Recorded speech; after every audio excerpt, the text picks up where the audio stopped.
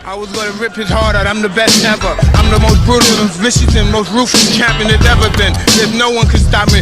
Lynx is a conqueror, no, I'm Alexander, he's no Alexander. I'm the best ever, there's never been anybody ruthless. I'm Sonny Liston, I'm Jack Dempsey, there's no one like me. I'm from Nairclaw, there's no one that can match me.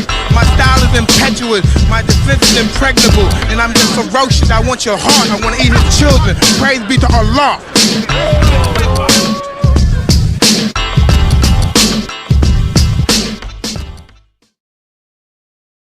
What's going on here? Welcome back to the Bout the Ropes podcast here on Keep It Real Boxing. I am your host Cypherbox, and let's get into it. So let's get started this week's podcast. A little bit around Wilder and Fury. I didn't get to touch on it on the last podcast because the whole podcast was about the whole Glovegate situation and me giving my opinion and my take on it. If you want to know what I thought about the whole Glovegate thing, I probably am going to do a part 2 to it.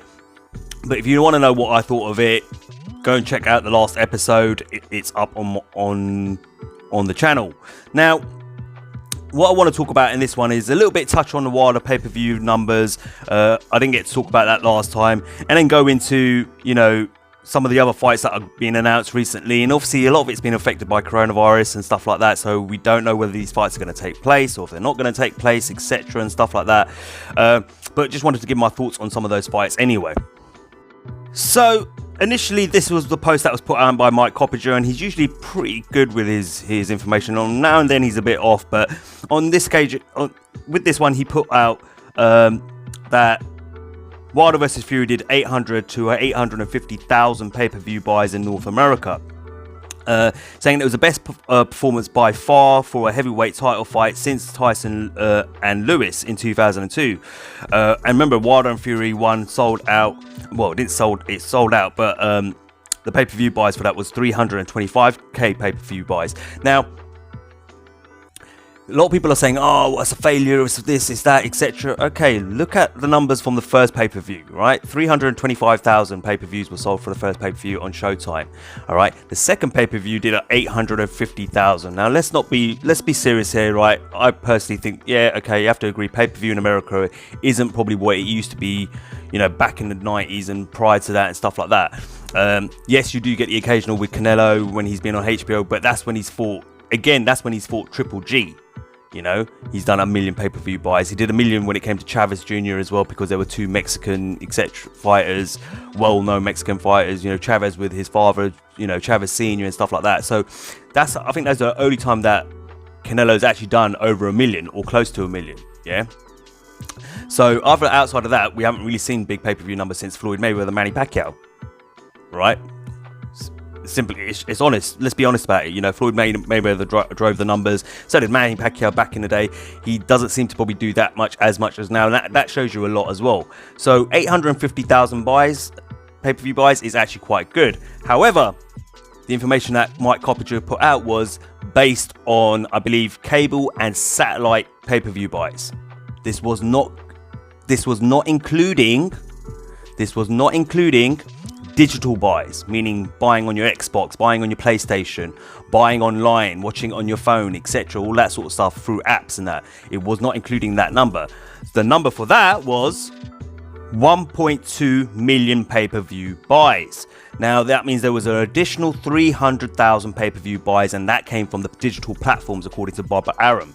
So you're talking, like I said, Xbox, PlayStation buys, on your app, on a phone, online, whatever, yeah? Anything that wasn't satellite and cable.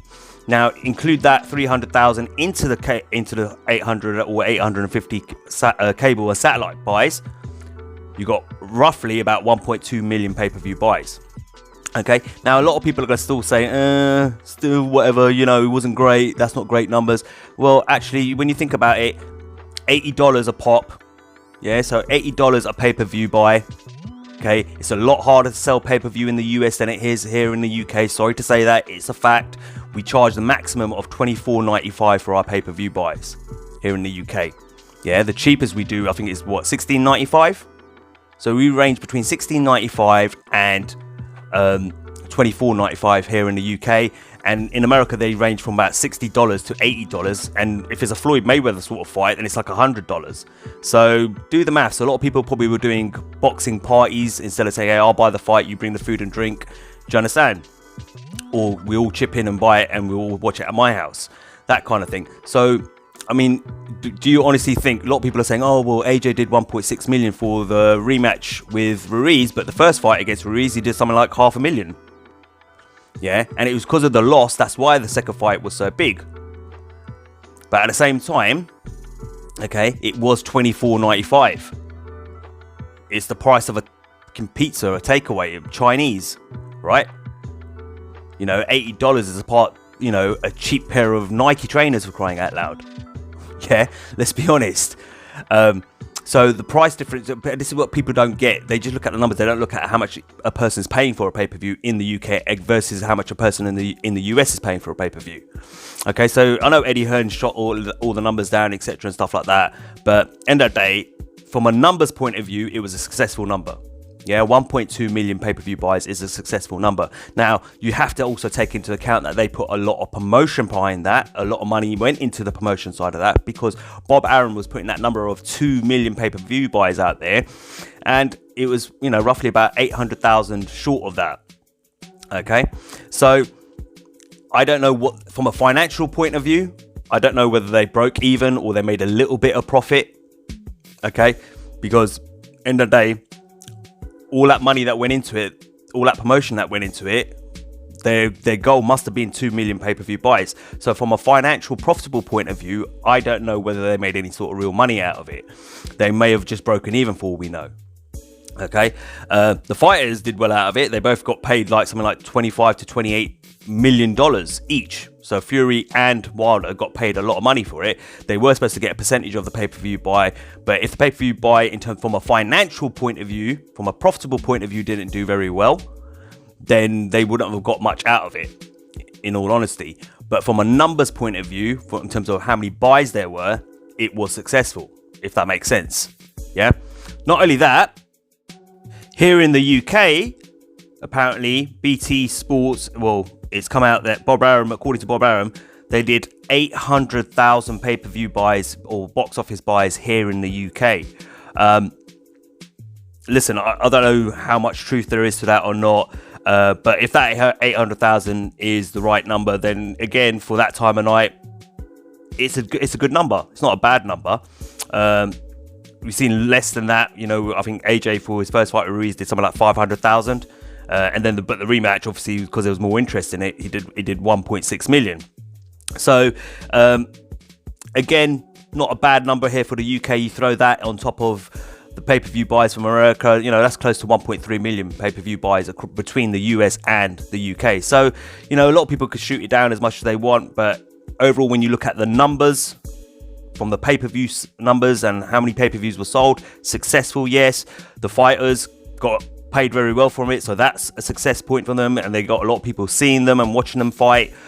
Means they brought a lot of people in to watch the fight, but from a business point of view and a financial profitable point of view, maybe not so successful. So that's how it looks anyway, just from what people are saying and what's being put out there.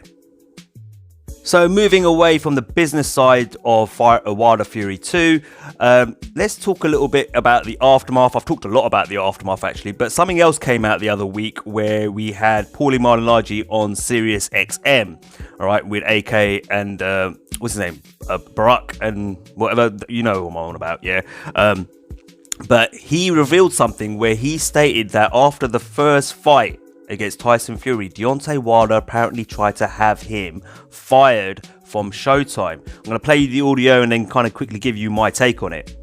Here's the problem I have, and this is, I think, what Deontay's had a problem in the last couple of years. Nobody around him is honest anymore, in my opinion, okay? Right. Because when you say certain things publicly, you've already said them in your circle. Right. You don't just randomly say stuff publicly that you have not said in your circle. Somebody should have stopped him. Even in passing. Right. Okay, so starting from the first Fury fight, somebody would have been like, yo, player, you didn't win that fight. We got away with it, just run with it and say, yo, I'm going to make this even better the next time. I got the knockdowns. I feel like... You can say you even feel like, the result wasn't a robbery. But don't go saying, like, people out of their minds to think you lost the first fight when you got outclassed in the first fight. So, because that was my issue with the whole thing. He tried to get me fired from Showtime and all this other stuff, you know? Really? You were trying to have me and Farhad removed and all this other stuff. So I had sort of an issue with that because That's ridiculous. I don't have an issue with you being competitive and you not liking the criticism. I don't have an issue with that because I feel like you are not supposed to accept that easily. Right. But when it's constructive, right, you have to also be able to, when you calm down, because in the moment, of course, you're not calm. When you calm down, you have to be able to understand the difference between constructive criticism and hating criticism. Right. And so you have to be able to take the constructive criticism and build yourself and get better. Right. So now, I don't feel like anybody did that, so I don't feel like there was many adjustments made in the second fight. Actually, Fury made all the adjustments. He had his whole team saying, you won the fight. Yes. You won the Fury fight. made all the adjustments. Wild didn't really look so different. Actually, he looked worse. Because Fury made the adjustments to make him worse. Right. But in this, now you fast forward to after this fight, again, it's like just like the first fight where you say you got robbed and everybody's cheering you on, you got robbed. Now you're saying after this fight, that thing was heavy, man. That outfit was heavy. Not one of your team has the balls to say, you got your No. You don't even have to say it that way because you don't want to. Because you never. I always had my best friend. He was always real. Like he would be like, yo, bro, shut that F up. What are you saying? No, right that's now? what I mean. Like before, and as a best friend, you're not gonna throw him out of your circle just for being honest. You always need that real guy. And at least one real guy. Because if everybody's just agreeing with you, a bunch of yes men, you start to lose track of reality. And I feel like Deontay putting out that excuse is just another sign, another clue to say there's too many yes men around this guy. Okay, so here's my take on all of that. Yeah, I'm not gonna lie. Yeah, I said this in the review. Yeah, when I did Fight Night Rewind and I reviewed Wilder versus Fury 2, I said the same thing too in terms of maybe I asked the same question. Does Wilder have too many yes men around him? Are there people around him who are being real and being honest with him? Because I didn't see an improvement from the first fight to the second fight. Okay, Wilder, he fought better probably in the first fight than he did in the second fight. Okay, albeit it was, Fury was still coming back. He lost a whole load of weight, so there were things like that you had to take into account as well. But and this was a fully fit, healthy, feeling good at the weight, Tyson Fury going into the rematch. So you have to take all of that into account as well. And I broke that down in the last podcast too. But I agree with that point, with a lot of the points he's saying there. Are there enough people around Deontay Wilder being real and telling him, hey, dude, you need to do this, you need to do that, we need to work on this. You can't just go in there looking to bomb him out of there. We've got to set up the punch and box a little bit as well. In terms of the comment that was made that Wilder, tried to have Paulie Malignaggi fired from Showtime. Remember, that's going to be he said, she said. Okay, now Malignaggi there, I don't see any reason as to why he would lie about that as well. A lot of you might say, well, because he's a Deontay Wilder hater. Well, the guy, in my opinion, Malignaggi is always just someone who's just given his straight up honest opinion. That's the way I've always looked at Malignaggi. Yeah, and he felt Wilder clearly lost the first fight. Wilder didn't like that. We saw what he said in the aftermath of the first fight. But then was that, when you go back and look at the fight, and I always say this to everyone, yeah, I always say this every time, that you can look at a fighter's face, you can tell by a fighter's face in the ring after the final bell has rung, yeah, after the fight's over and they're waiting for the scorecards, you can tell by a fighter's face whether they are confident that they won the fight or not. Now, when you look back at Wilder's face, yeah, after that first fight, he was not confident. He didn't have that belief in his face. Yeah, he was doing the whole, pumping his hand up, fist pumping his hand or whatever he does, but it wasn't a confident one. This was a guy who clearly thought, I've lost here. Okay? He knew that himself. Now, whether people after that told him, no, champ, you won, or, it was yours, yeah, with the knockdowns and everything like that, and they pumped him up and made him feel like he won the first fight, and then that changed his mind and fed into his ego, and he started believing it, maybe because he wanted to believe it. And that's the question I have to ask, are these people yes men just giving him the wrong impression of what's actually going on in the ring? Malignaggi's sitting on the outside, he's going to call it how he sees it. As a commentator, that's what we ask. We always ask them to be honest. And then when someone comes along and be honest about it and then starts upsetting a fighter, that fighter then turns around and says, hey, get him off there. I don't want him commentating on my shows anymore. Or, sorry, not my shows, on my fights anymore. Get rid of him. Come on. I could imagine that there's some sort of truth to that, perhaps. Again, I'm not saying definitely. I wasn't there. Yeah, like I said, it's he said, she said. But then I have to ask the question, why would Malignaggi come out and lie about it? Why would you make up that sort of nonsense? Some people may argue, well, because Wilder turned his back on Showtime, so this is Showtime's way of getting back at Wilder. Malignaggi's a company man, So this is where I said that he said, she said comes. But I also have to ask the question, why would he lie about it? But then there's other sides to there's other reasons to why he could be lying about it.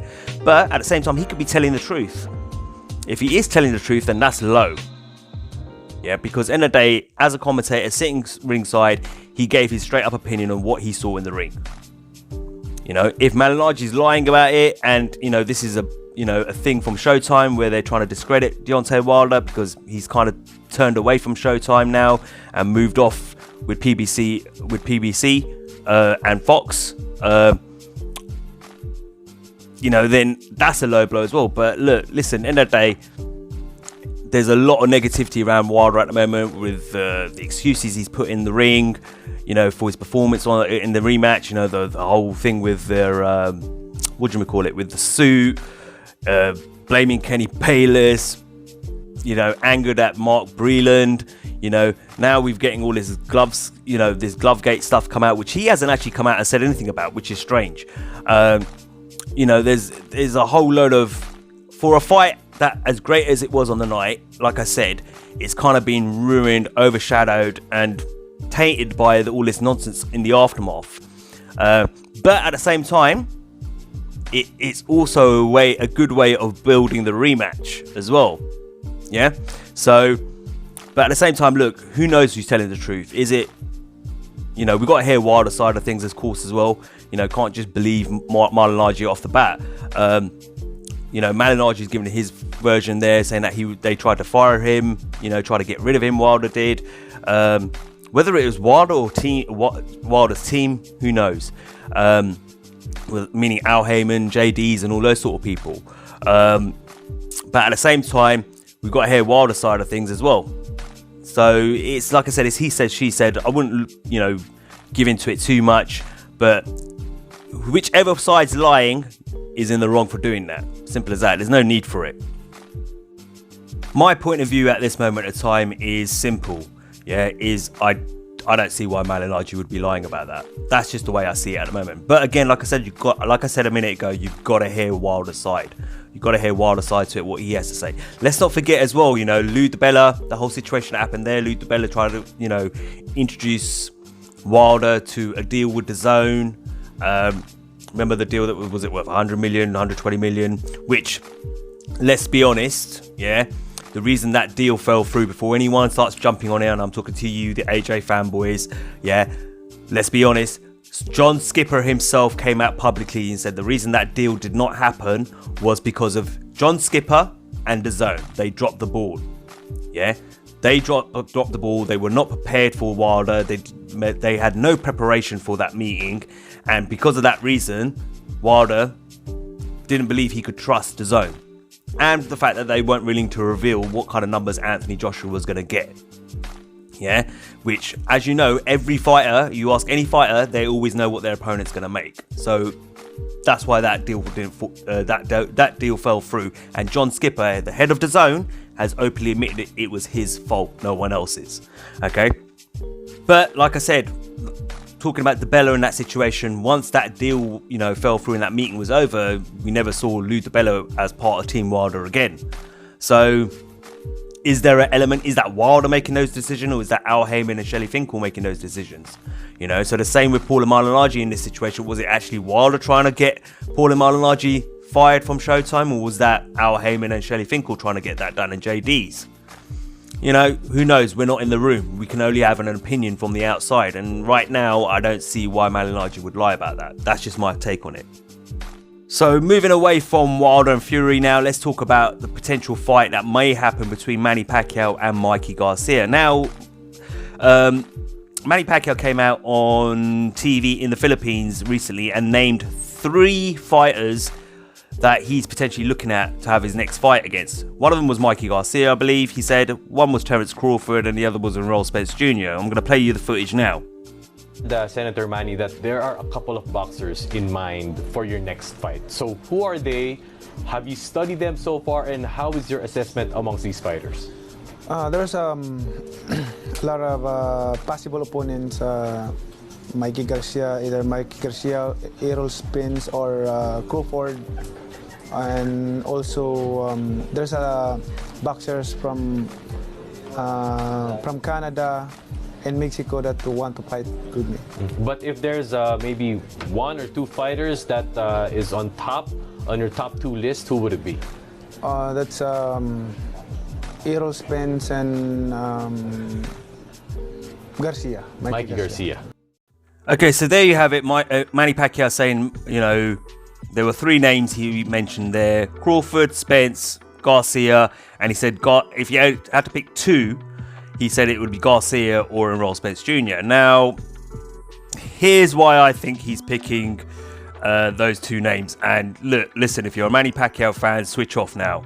Yeah, because you're just going to get upset with me, all right?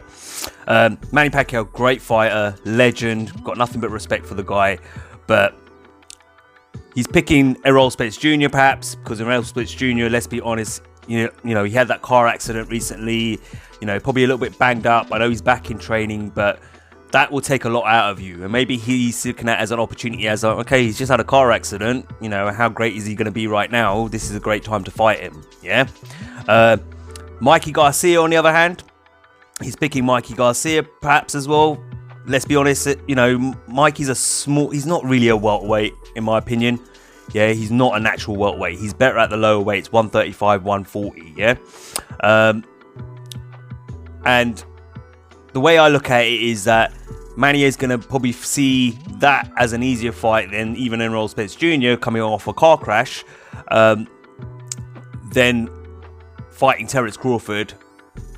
And let's be honest, I've done videos on this in the past, yeah? Manny Pacquiao's team has shown no interest in wanting to fight Terence Crawford.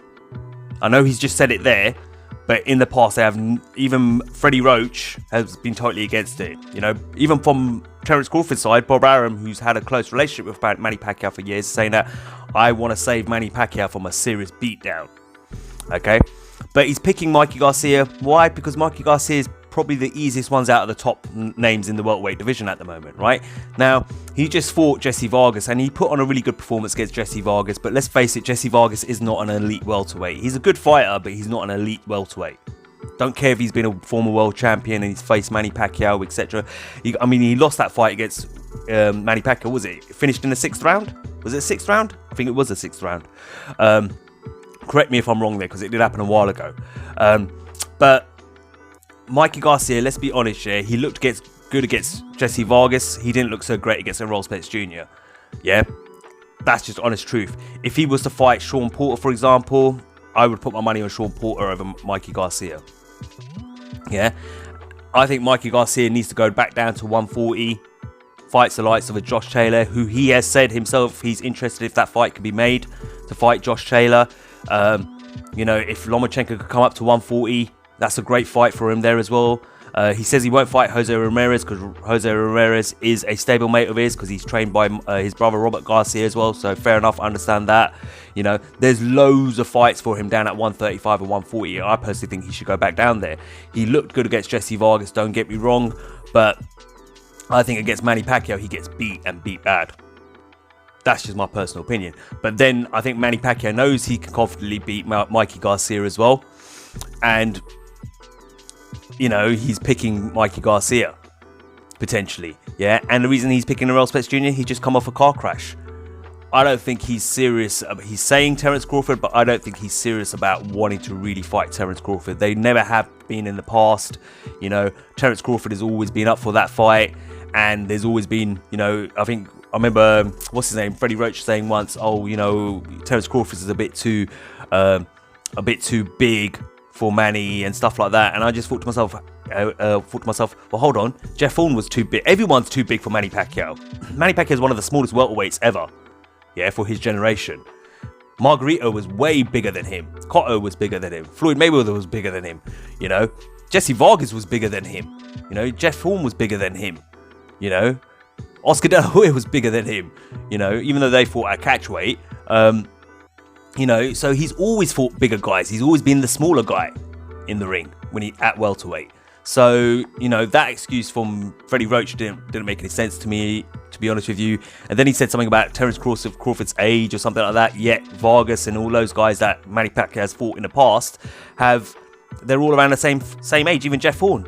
So that's a clear indication for me that they've never really wanted that fight with Terence Crawford. So I don't believe he wants to fight with Terence Crawford, in all honesty. Picking Errol Spence Jr. now, probably because he probably thinks, oh, he's coming off a car crash, might be easier to pick him off.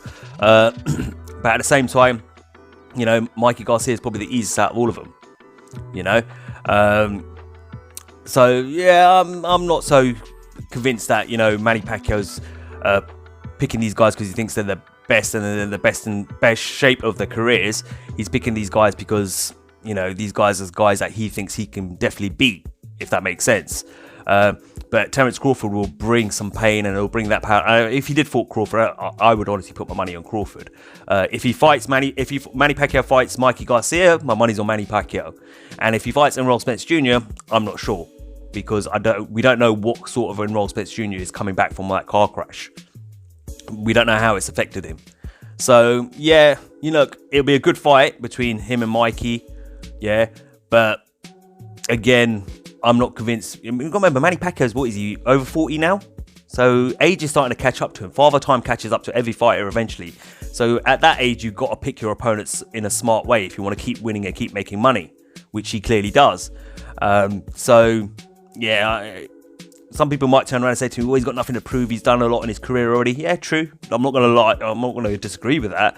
But if you want a fighter to be continuously active like Manny Pacquiao, a legend like him, you want to kind of see him against the best people, the best fighters, when they're at their best, if that makes sense, to show that he's still got it. That's just my take on it. You know, everyone's entitled to their own opinion, but that's just my take on it. Now, this story broke recently that apparently Canelo versus Triple G3 is in the works for September after a fight with Billy Joe Saunders. There's Mark Coppinger and The Athletic have come out with this. The Express here in the UK and some other papers, I think, as well, put this out as well. That apparently this fight's going to go down in September. That the talks are there. And a lot of people are saying that Canelo has no interest in fighting Triple G. There's been a lot of talk that in the past few months or since last year, you know, that Canelo has to fight Triple G because it's in his contract. That's one of the fights. That's why he's getting paid $365 million for 10 fights and all that sort of stuff. However, you know, even though Canelo's turned around saying that, no, you know, there's nothing in the contract, and even Oscar De La Hoya, my take on it is that I don't see why DAZN wouldn't put that in the contract, because they clearly know that would be a fight that would, you know, bring them a lot of viewerships and a lot of subs and a lot of subscriptions to DAZN. However, I'm not going to spend too long on this. However, here's my take. Yeah, I'm not really interested in seeing it. Okay, in my opinion, the first fight I scored it 1 or 2 rounds to Canelo. The second fight I scored it 1 or 2 rounds to Canelo. If someone turns around and says to me, hell no, you know, Triple G won by 1 or 2 rounds in both fights or whatever, fine, you know. I'm not going to accept all this robbery nonsense, because there's no such thing as a robbery when it comes to a close fight, and both fights were close. But in my opinion, I felt Canelo did enough to win both fights. However, this is not a fight that gets me excited. The first 2 fights were good fights. They weren't great fights. They weren't epic fights. They weren't legendary nights in boxing that you're going to remember, in my opinion. Yeah. To me, the rivalry between these 2 guys has become stale, and in all honesty, boring.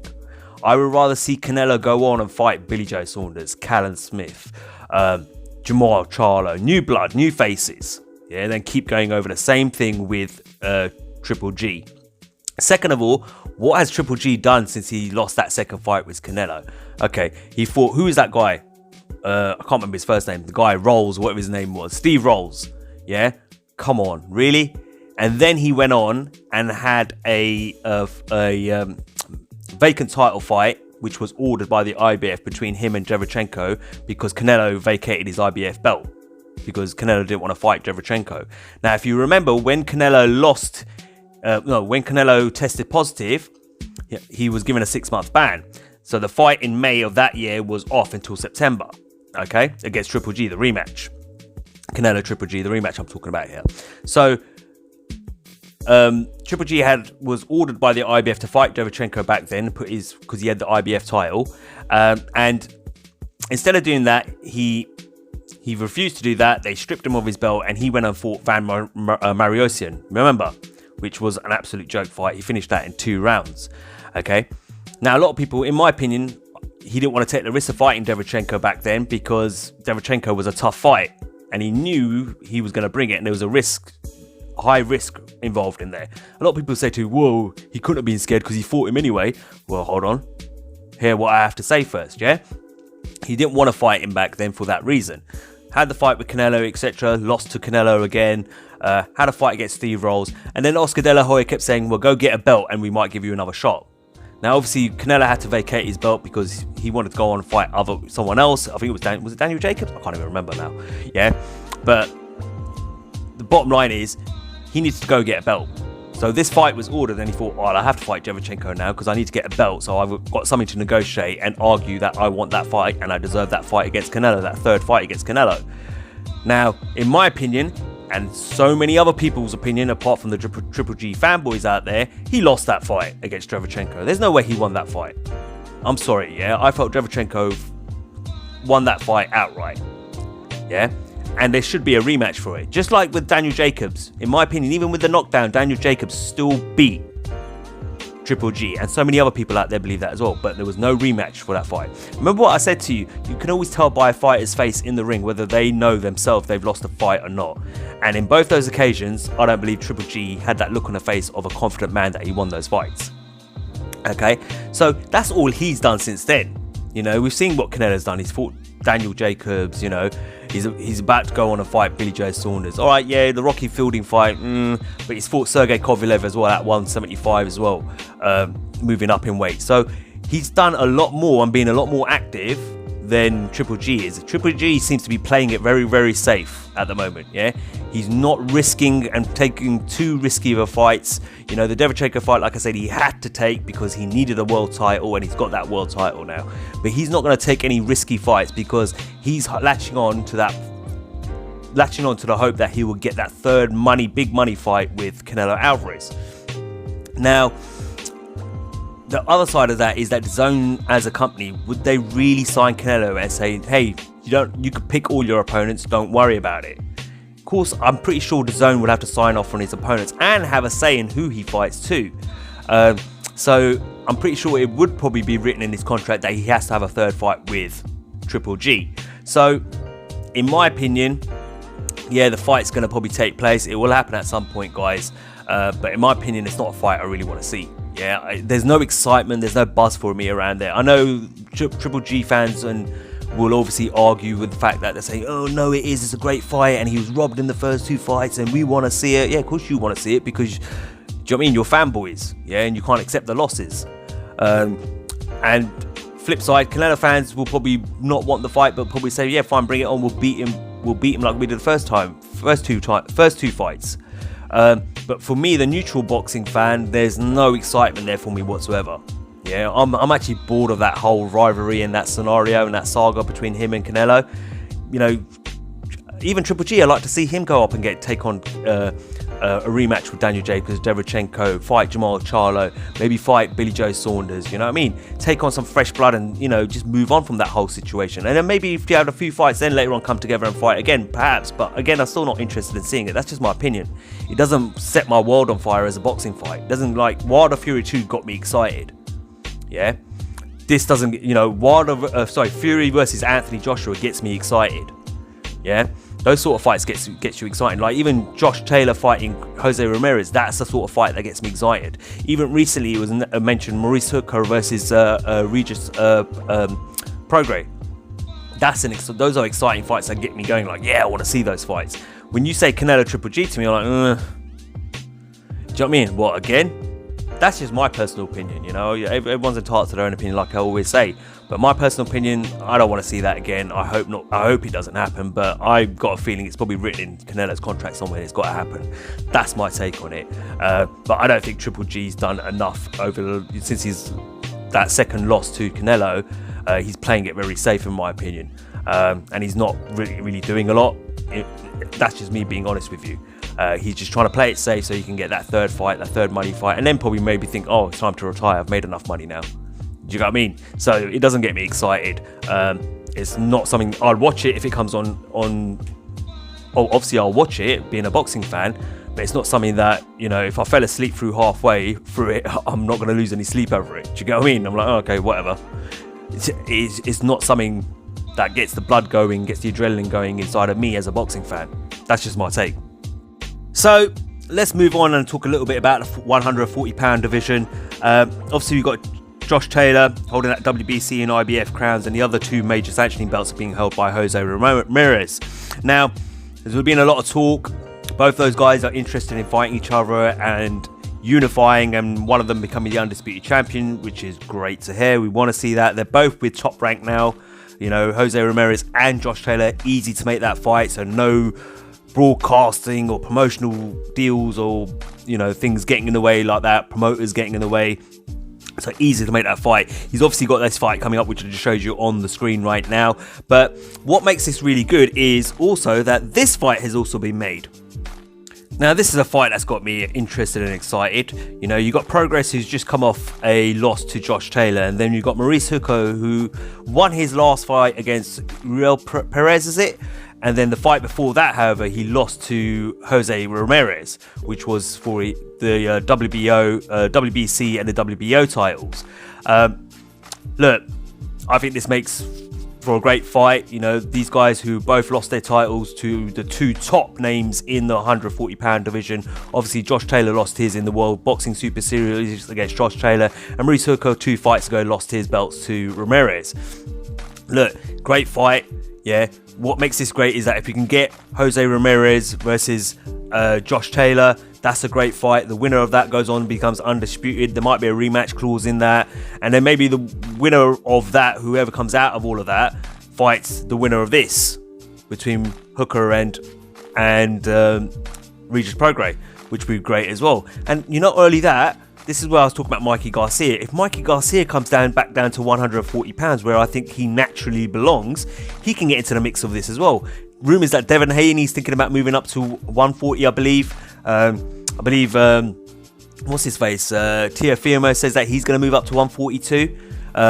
So it just makes it that 140-pound division more exciting, and a whole load of fights in there where these guys can do round robins and fight each other and all that sort of stuff. So yeah, look, this is an interesting fight. But in terms of right now, I think this is a great fight. You know, these guys can fight each other. The winner of this goes on and fights the winner of Jose Ramirez and Josh Taylor, who have both said that they want to fight each other and unify and you know, see who becomes the undisputed champion of the division. Downside is obviously, you know, we see this a lot in boxing. We're seeing it even right now. We're getting very close in a lot of divisions to having undisputed champions. I don't really care about pound for pound. Pound for pound is a waste of time, in my opinion. I don't understand why people focus on it so much. Focus on seeing, you should be focusing on wanting to see undisputed champions, but we're seeing where we're getting divisions are getting close to seeing that happening, and yet, you know, it doesn't happen. You know what I mean? So hopefully this is that one division that we will finally see all that happening, and, you know, we'll get an undisputed champion.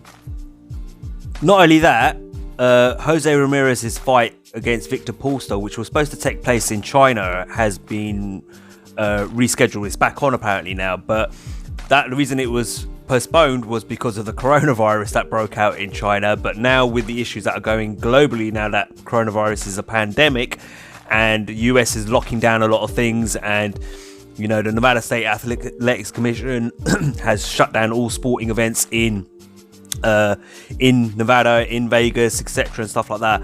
I don't know whether that fight's going to happen either. So look, listen, it's all great that these fights are being made, but we just don't know what's going to happen going forward in the next month or two or next 3 or 4 months with the whole, coronavirus situation. Now, this news broke recently as well. DAZN are finally making a move into the UK market. Right, look, this was going to happen eventually. I remember I said it well over when DAZN launched in the US. I think I mentioned that I thought this was going to happen eventually. It's no surprise to me. So basically, Michael Benson, if you don't follow him on Twitter. He's kind of like Mike Coppage in that way, where he releases quite, a bit of news and you can get a lot of information out of him. All right. Basically, what he's saying here is DAZN is reportedly going to launch in the UK this May as part of their new global streaming service. It's said the first fight will be Canelo versus Billy Joe Saunders or Callum Smith, but we know it's going to be Billy Joe Saunders now. Platform will likely cost £4.99 a month in the UK, right? And I think they've all confirmed that as well. Simply because they're testing the water, so it's going to be $4.99 for now. You'll get the fights that you get out in America, which usually we see late night, midnight, after midnight in here on Sky Box Office. Instead, you will see those fights now on DAZN. The Matchroom cards, from what I understand, will still stay on Sky Sports, and from what I understand, there's no sign that Eddie Hearn at the moment is saying that he's leaving Sky Sports because he has a good relationship with him. So I would assume it would be like the British Matchroom fighters. UK Matchroom fighters will still be on Sky Sports, and then the international fights from the US will be on DAZN here in the UK. But of course, they're kind of just feeling things out, and putting a little price out there because they won't have a lot of content, I'm guessing, without the Matchroom fights, but they have an archive library of Golden Boy fights and all these other fights that you can tap into and watch whenever you want, and reruns of the fights that have taken place and stuff like that. I've said this before, I said this when DAZN was out in the US. I did a review of it, and I said that if I was a boxing fan, I would pay for DAZN. Why not? And again, my mind's not changed. I'll pay that $4.99. How much that increases to here in the UK, because you get Box Nation for £12. Sky Sports has their own subscription fee. You got BT Sports as well. So how they're going to be competitive or cheaper, or are they going to be on the same, same price range as those platforms that I've just mentioned? Who knows? We're going to see that in time. Depends on popularity, but it's a market they can't afford not to be in. Yeah, the UK market, the boxing market, it is big in the sense that, people, it is popular it's more popular than it's ever been, right, here in the UK. And it's a market they have to tap into. They can't afford not to tap into it. What that does with Sky Sports and Eddie Hearn's relationship with Matchroom, I have no idea. As far as I know, right now, they're looking to renew their deal with Sky Sports, Matchroom, while maintaining their deal with DAZN as well at the same time. So yeah, good luck to Eddie, because if he's going to do that, he has to keep both sides very happy in that sense as their promoter. But look, for us as a boxing fan, $4.99 a month. I'm not knocking it. I'll pay for that. I pay $4.99 a month for the Top Rank Boxing channel. And I don't know how many people out there know this or not. If you download the app called Fight App, that's FITE, Fight App, yeah, you can actually subscribe to the Top Rank Boxing channel for about £4.99. I do that every month. I pay for that, right? Okay, and all those fights on there, usually they have the top rank fights, so you can either buy them as pay-per-view fights, which is like $14.99, or pay $4.99 for a monthly subscription with Top Rank Boxing channel, and get all of that exclusivity and get an archive of previous fights. So I already do that in in that sense. So another $4.99 to pay to DAZN. Well, I'll do that. I know a lot of people will probably say, "Oh, I'm not paying that," and whatever. Your business is your business. I'm just saying what I would do, and in my opinion, I don't see anything wrong with it. Whether it causes more problems, don't get me wrong, it is getting expensive out here in the UK to watch fights. Like I said, £12 for Box Nation. I recently unsubscribed to Box Nation because Box Nation weren't putting anything up because of the whole BT Sports Frank Warren deal. Then they started putting up Showtime fights and stuff like that. And I was like, what the hell? Yeah, but I was paying £12 for that, $4.99 for the Top Rank Boxing channel. You've got, Sky Sports subscription, BT Sports subscription to watch it. Then you've got to pay the pay-per-view prices on top of that. Now DAZN's coming in, so it is getting a bit expensive. So you're going to have to pick and choose what you want to watch and what you're willing to pay for, I suppose. End of the day, that is how it is. It's big business now, and with big business, they're going to exploit you a little bit, and they're going to make it hard for you, and they're going to make it expensive for you. End of the day, that's how it goes. But listen, no surprise to me at all. Smart move from DAZN. Why would you not tap into the UK market? And I've got no issue with it. But any issue is down to the broadcasters and Eddie Hearn, and for them lot to sort that sort of stuff out. But look, interesting news. We'll see how that develops as time goes on. Now, I want to touch on this a little bit. Here you go. You got Terence Crawford and Kell Brook. I think this was this at the Fury fight? I can't remember. Anyway, look, but Kell Brook saying he's quite clearly interested in fighting Terence Crawford. What's funny about this year is that Terence Crawford, we've heard all the, he's openly come out himself as well, said that he's happy to fight Conor McGregor in a mixed martial arts fight and fight him in the boxing ring. So a 2-fight deal with Conor McGregor. And he's actually being dead serious about this. I don't really care about that. But Crawford, we're talking that Crawford is finding it very hard to to find opponents, yeah? Top quality opposition, right? Because of the whole PBC and all that sort of stuff that's gone on. And the funny thing about that is that Bob Arum's come out recently and said that, the fight between Fury and Wilder, no issues whatsoever working with PBC and Al Heyman. Problems were rectified and resolved very quickly and very swiftly, and it was very, very smooth. And you would think now, okay, well, maybe you need to start working together to get in, the welterweight division fights happening. Terence Crawford against, Spence, etc. and stuff like that. But, like I said, Crawford's finding it hard to find top quality opposition. Hence why he's probably going that Conor McGregor route. Here's a guy, look, Kell Brook, yes, being out of action a lot of time. He hasn't really done much in his boxing career since he beat Sean Porter for the world title, the IBF world title, in my opinion. Fought a few mandatories after that, and then fought, Triple G, which was the worst mistake he could have possibly made. He shouldn't have been in that fight. He shouldn't have gone up to that level. It was ridiculous.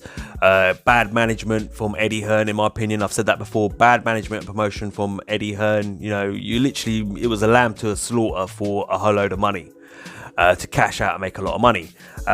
He then came back, weight drained himself, fought Errol Spence Jr., got beat by and stopped by Errol Spence Jr., and not done much since then. In his last fight, though, looked pretty good, looked really sharp. Not going to knock Kell Brook in that sense, but he seems to be hungry again for the big fights. Terence Crawford needs a dance partner. There's a dance partner for you, From what I understand, Sean Porter's team is also interested in fighting Terence Crawford, but Terence Crawford doesn't want that fight for whatever reason. I don't understand it. I don't know the ins and outs, what's going behind the scenes. I can only tell you what I'm hearing. But not only that, what was the other one? Terence Crawford. Who was in there? Someone else he wanted. There was another matchup that was made. I can't even remember who it was now. It's just jumped out my head. Sorry about this, guys. But definitely, there's 2 fights for Terence Crawford, right? If you're not going to have the Sean Porter fight for whatever reason. Oh, that was it. Danny Garcia. But apparently, it was a low offer that was made to Danny Garcia. Now, you got to remember, these are PBC fighters. So if you're making a $3 million offer to Danny Garcia, he's probably actually making more than that with PBC and Al Heyman per fight. So he's going to turn that down. Now, Bob Arum can say what he wants. Oh, these are ridiculous monies that they're asking for. He said it about Mikey Garcia recently, that the fight with Lomachenko can never be made because Mikey Garcia's demands are ridiculous.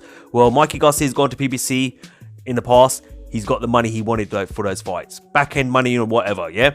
It's the same happening now at the zones. So Bob Arum needs to kind of think to himself like, okay, if I want to make these fights, I'm going to have to pay these guys. So $3 million clearly wasn't enough for Danny Garcia, up the offer. But then Danny Garcia's team didn't really come back and negotiate or counter offer or anything like that. So, Sean Porter was up for that fight, but from my head, Terence Crawford doesn't want the fight, or he's not interested, or they're boys, or whatever it is.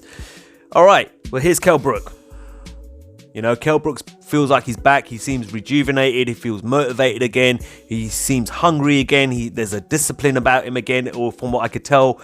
And he's ready to come over. He said he's ready to cross the pond to face the best. Right? 147, 154, and he's happy to take on Terence Crawford next. Take that fight, Terence. Like, I like Terence Crawford, very good fighter. Yeah, he's a talented fighter. There's an opportunity for you. Take that fight. I don't understand why that fight's not happening. So that's where we stand with that. Look, Terence Crawford, for someone who's struggling to get fights, when a fight like Sean Porter comes around, you got to take it. When a fight like Kell Brook comes around, you got to take it. You know, if you got to pay a little bit more money to get Danny Garcia to fight you, then that's what you got to do. You got to talk to your promoter and make those happen. So, although in the past it's felt like PBC are locking him out, now 2 PBC fighters are saying, yeah, I'll fight you, but you got to pay a little. Well, one of them saying you got to pay me a little bit more. Sean Porter saying, yeah, I'll do that now. I'm up for it. You got to take those opportunities, even if they aren't Errol Spence Jr. fights or Manny Pacquiao. And if Kell Brook's coming across to you and saying, hey, I'll fight you, you got to take that fight. You know, it's there. Those are 3 names that he could potentially fight.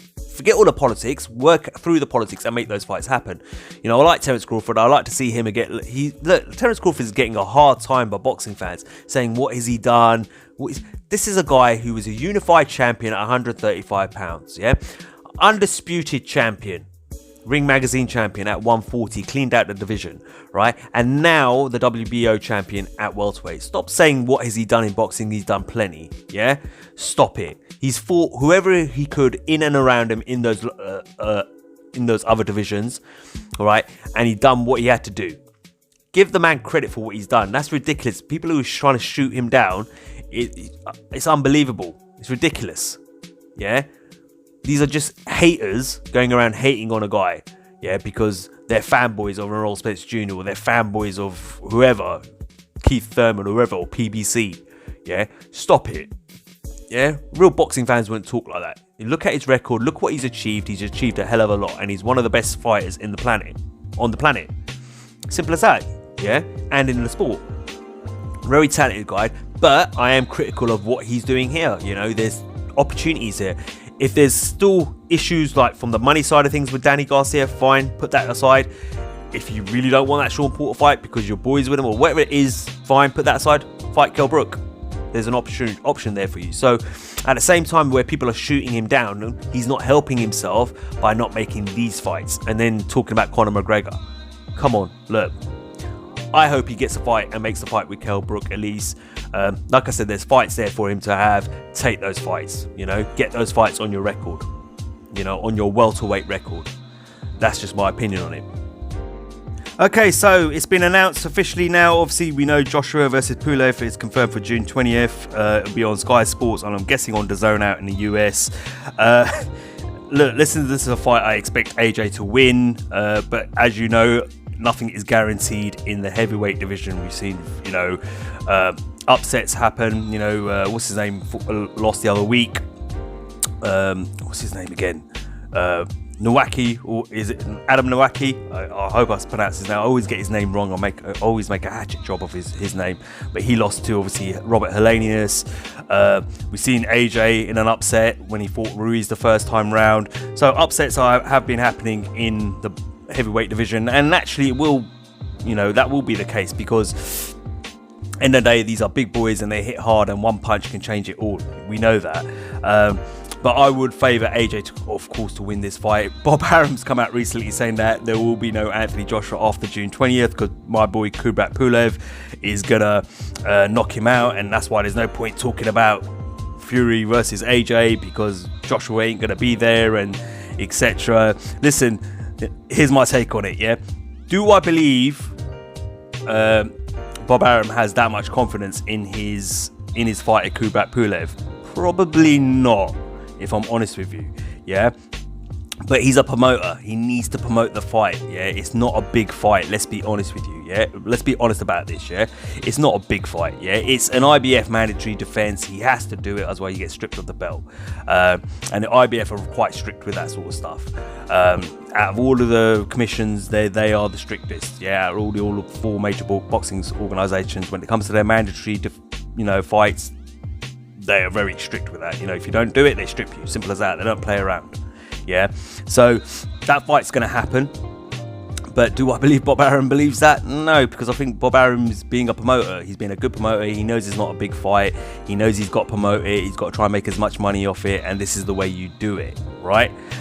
By making outrageous, comments like this. Of course, Pulev has a chance. Of course he does. Everyone has a chance in the heavyweight division. I just spoke about that. But I would see Anthony Joshua beating Pulev. And the funny thing about Pulev is he pulled out, remember a couple of years ago, to fight Anthony Joshua, and Carlos Takam had to jump in lastminute.com to replace him. Do you remember that? And he didn't fancy it back then. But he probably fancies it now because of what he's seen against Ramirez, and he's probably thinking, oh, you know what? Actually, I think I can beat this guy. But look, here's my take on it. Simple as that. I expect AJ to win this fight. Unless something happens, where that one punch lands and it all goes wrong for AJ. Other than that, which I would give a 10% chance that Pulev wins, and a 90% chance that it's AJ. So. Pretty confident AJ will come through this despite what Bob Arum is saying. Of course, we've also got White versus Povetkin, 2nd of May. What have I got to say about this? Listen, you know what? I got to do a separate video on Dillian Whyte. There's a lot of things I want to talk about in terms of that failed PED test and how he talks. I've outed him plenty of times on this channel, and people get mad about it, but facts are facts. Listen, this is a guy, this fight doesn't excite me. It's not the most exciting fight out there, okay? But he's fighting a 40-year-old Povetkin. And I've said this before, but he wouldn't fight a 40-year-old Luis Ortiz. He wouldn't fight a 40-year-old Luis Ortiz. He's fighting old guys himself, which he accuses other fighters like Wilder of doing. He's doing it himself. But then he justifies it. Oh, Povetkin's this and Povetkin's that, and this guy's that, and this guy's this. I'm going to do a proper video on it, because the amount of nonsense that comes out of Dillian Whyte's mouth is unbelievable. But end of the day, again, you're fighting an old man here. A war-torn old man who's been beaten up on a few occasions himself, who's now nearing the end of his career, aging and looking for probably some paydays, Let's face it, Povetkin's never going to be a world champion in my opinion, so I'm pretty sure he knows that himself by now. So again, Dillian Whyte, this is a fight he should, in my opinion, easily win, and if he struggles with it, but questions will be asked for me, that's for sure. But in my opinion, again, this is a guy, it's hypocritical of him. He keeps going out and talking about other fighters, that they're fighting old men and all this sort of stuff, yet he's doing exactly the same thing himself. Double standards. But look, that's a fight that's coming up. Don't think it's the greatest fight in the world. Pretty sure they could have made better fights than that, but you know what? You don't want to lose your mandatory position now for that WBC title, do you now? So you got to pick your opponents carefully. And before you say it, all of you are going to say, well, he was trying to make a fight with Andy Ruiz Jr. and Andy Ruiz Jr. didn't want the fight. Yeah, smart move from Andy Ruiz Jr. You know why? Because he's well overweight. Andy Ruiz Jr. Go to his Instagram page and you will see Andy Ruiz Jr. is putting in a lot of work to cut the weight to get himself fight ready. Yeah. The reason they wanted that fight with Andy Ruiz Jr. at that point is because Dillian Whyte, again, timing his fight perfectly. Hey, he just lost to AJ. He's well overweight. If I can get him now, I'll destroy him. But why not wait? Let Andy Ruiz Jr. get in shape. Yeah, hopefully he comes in with a better mindset and a better discipline than he did against Anthony Joshua. And then let's see what's what. Yeah?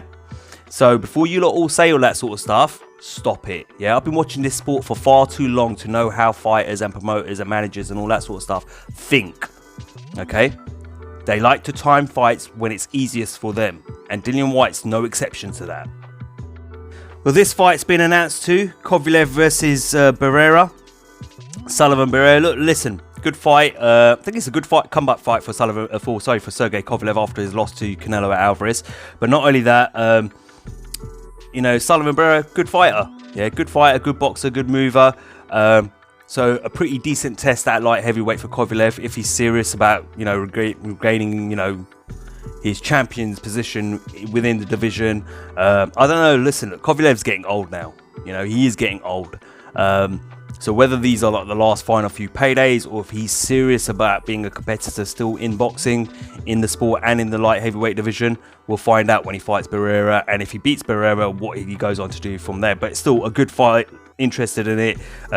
Don't count Barrera out either, because he is a good fighter. So it's not a walk in the park in my opinion. But yeah, looking forward to see how this one turns out, if we get the fights, you know, with all the postponements that are going on due to obviously the whole pandemic and stuff like that. And last but definitely not least, yeah, this fight I definitely am excited about. Taylor versus Serrano. Katie Taylor versus Amanda Serrano. Really good fight. Listen, I don't follow a lot of female boxing. I'm not going to lie, I'm not an expert in it. But Amanda Serrano is definitely a fight I like a lot. I'm going to be honest with you, I've never ever really been overly impressed with Katie Taylor. I haven't. I think she leaves herself open the way she fights. She leaves herself way open down the pipe. There's loads of holes in her defense, and I think those can be exploited by Amanda Serrano. Personally, I felt, you know, Katie Taylor definitely lost the fight against Delphine Persoon, which was heartbreaking. If you saw the fight, you know, Persoon walked out that ring in absolute tears that she lost that fight, and you can understand why that was heartbreaking. From what I understand, you know, she doesn't, unlike Katie Taylor, she hasn't got a machine behind her. And, you know, she works, I think she's a police officer, is it from Belgium, wherever she's from? And she had to work additional hours to pay for the trip and get her team across, and, you know what I mean, and all that sort of stuff. So she had to put a lot of money together for that. And then for that to happen, absolutely heartbreaking for her. And I think she deserves a rematch, but it is what it is, you know, that's boxing for you, that's how it goes down. Personally, I think Katie Taylor was lucky to get that decision. I remember what I said, always look at the fighter in the ring when the scorecards are going to be announced. Who looks confident, who doesn't? Katie Taylor had that look on her face like, I hope I get this, you know. And when she got it, you could tell by the celebration, she wasn't convinced. She was like, she knew, a fighter knows deep in their heart when they've lost a fight. And you see it on their face in the ring, and I'm always looking for it, yeah? And being a neutral boxing fan, I'll always find it, because when you're a fanboy or fangirl of a certain fighter, you don't see that. You're just happy they got the result. Yeah, but you look at Katie Taylor's face at the end of that fight, she knew she didn't win that fight. Yeah, a lot of people agreed that she didn't win that fight. It's the same with Triple G against Daniel Jacobs. You saw it in his face, even against Derevchenko. Saw it against Wilder versus Fury in the first fight. Look at the faces, they tell you everything, and their body language, yeah? She didn't win that fight, in my opinion. Amanda Serrano, listen, Amanda Serrano, look, I think she's a really good fighter. Don't get me wrong, probably has her flaws as well. She, you know, she's a very come forward sort of fighter, can be hit as well. So this should be I think this should be a real banger between these two, personally. Obviously, Amanda Serrano, multi-weight world champion. You know, so this is a really good fight for women's boxing. This is probably the best fight in women's boxing right now. It'll be interesting to see how it comes out, how it turns out. I personally think Amanda Serrano will have enough to beat her, but I also believe that Amanda Serrano needs to try and knock out Katie Taylor if she wants to win this fight, because she will not get it on the scorecards here in the UK. That is for certain. I'm telling you that. If it goes to the scorecards, Katie Taylor will get the decision. So she has to knock her out, in my opinion, to make sure she gets the win, in my personal opinion. But look, it's a great fight. I'm looking forward to it. There was a debate on Twitter I saw. I didn't get involved in it because I can't be bothered to get involved in conversations on social media with fight fans. But there was one woman, and you could tell by her title, something boxing feminist or something like that she was called, and she was saying, oh, this is so disappointing, this is a great fight at Eddie Hearn, why is this not a standalone pay-per-view fight? Okay, so I've got nothing against that, yeah, and then what they're basically saying, this is going to be on the undercard of White versus Povetkin as the co-main event, right? Now, you could probably sell this fight as part of as a pay-per-view if you have these ladies as the main event and then have Dillian White and Povetkin underneath that, yeah? Because let's be honest, yeah, all right, and this is not me knocking women's boxing. I like women's boxing. I like the success of it. I like the way it's growing. I've got nothing against it. Seriously, I really like Clarissa Shields as well. I like Some people don't like her because she talks a lot of trash, but I just like it. She's in your face. She knows how to promote herself. She knows how to drive herself and push herself, into the face of the media and the boxing public. And that's what you need to do. And she does it great. I like it. And she delivers in the ring. I like her a lot. Same with Amanda Serrano, fighters like that. Heather Hardy. I like her a lot as well. So there's some female boxers out there that I watch and I think, you know what? I will always tune in to watch those ladies. This being a standalone with its own card, I don't think it would work. Just because although women's boxing is getting more popular, it's probably not that popular to the point where it will work as a standalone pay-per-view. And that's not me knocking it. In a few more years, yeah, definitely. But you got to see more of these sort of fights in order to be able to build that into that sort of pay-per-view. That's just my opinion. But they could probably potentially have done this where this was the main event and then Povetkin and White underneath that, because then there's still guaranteeing people are going to pay and tune in, because if you don't want to see the main event, which is a women's fight, you're going to pay to watch White versus Povetkin, if that makes sense. But I don't think it would have worked as a standalone. That's just my opinion, and that's not me knocking women's boxing. I hope it continues to grow in its popularity and stuff like that, because I am enjoying these ladies. I watch Amanda Serrano versus Heather Hardy, and I've watched Heather Hardy versus Shelley Vincent twice now. I've watched Clarissa Shields fights. I've tuned into some of Katie Taylor's fights as well. Like I said, I'm not overly impressed with Katie Taylor. She's a good fighter, but I think there's a lot of flaws there, and I felt she lost definitely to that Delphine Pursoon, but I don't think it's quite there just yet for women's boxing to have a standalone pay-per-view like that. That's just my opinion. I could be wrong, but the key thing is that if you want to create a standalone pay-per-view as well, it's not just about how good the fighters are. This is a great fight. These are two very good fighters in their prime going up against each other. Great fight. It's going to be a banger. I personally think it's going to be a banger. But they have to talk a lot more. Yeah, Katie Taylor's, very shy, quiet Irish girl. She comes off to me.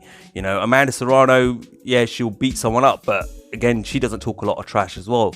They need to be doing more on social media, and they need to do more to get the casual fans to buy in, to want to pay for the fight as well. Don't forget that. The majority of money from boxing comes from, when it comes to pay-per-view, comes from the casual boxing fan, not from the hardcore boxing fans like myself and some of you out there. It comes from the casual fan base. They don't care about Sky Sports, BT Sports, Matchroom, PBC, Fox, Top Rank, Oscar De La Hoya's Golden Boy, DAZN, the Showtime, these, even HBO in the past. They don't care about the hardcore boxing fan, because they know that's not where the money is. The money is with the casual boxing fans, and this is where these ladies need to elevate themselves. And this is what I like about Clarissa Shields. She's constantly talking in social media and in the media, so people could hear her and see her. You may not like her or what she's doing, but she's promoting herself by doing that. The rest of these ladies need to do more of that as well. They just think because they're good fighters, that's good enough. No, it's not. It's the same in men's boxing. Yeah, you can't. It's not good enough to just be a good fighter. You have to be talking. You have to be getting in the face of the casual boxing fans in order to drive your popularity, increase your popularity. So there's a reason to say that's pay-per-view right there. That fighter there is pay-per-view. That female boxer there, she's pay-per-view. Do you understand? Yeah, you can't just say, oh, no, I'm a good fighter and you should tune in and pay for my pay-per-view. It doesn't work like that. And this is where the ignorance of this individual who made that comment on Twitter, it doesn't understand the business side or business element of the sport. And these ladies need to, as much as I'm a fan of Amanda Serrano and stuff like that, I'm a neutral boxing fan. I've got nothing against Katie Taylor. I think, I'm not saying Katie Taylor can't win this fight. I just haven't seen anything from her that impresses me. That's just my opinion, my personal opinion, yeah. And I think Amanda Serrano is going to win this fight, but they're not talking enough. They're not loud enough. How often do you see Katie Taylor talking in the social media? So she's not out there enough, and she needs to get out there a little bit more, And even Amanda Serrano, she's the same as well. This is, was she a 7-weight world champion or something like that? 7-time world. She, come on, yeah. When you've got that kind of credentials, that kind of record, she should be a lot bigger than she is now in terms of her name in the sport. But she's probably not, because not vocal enough, yeah, not talking enough smack, facts, and I like trash talking, And I can tell you now, the casual fans, that's what brings them in, is the trash talking and the talking in the media and being in your face and stuff like that. So, yeah, that's my take on it. But look, great fight. I'm looking forward to it. I really am. Okay, that's all I got for you this week on Bout the Ropes. Hope you enjoyed the episode. As always, guys, like, share, and subscribe. Until next time, this is Cypherbox reminding you to keep it real. I was gonna rip his heart out, I'm the best ever. I'm the most brutal and vicious and most ruthless champion there's ever been. There's no one can stop me. Lynx is a conqueror, no, I'm Alexander, he's no Alexander. I'm the best ever, there's never been anybody ruthless. I'm Sonny Liston, I'm Jack Dempsey, there's no one like me. I'm from Nairclaw, there's no one that can match me. My style is impetuous, my defense is impregnable, and I'm just ferocious. I want your heart, I wanna eat his children. Praise be to Allah.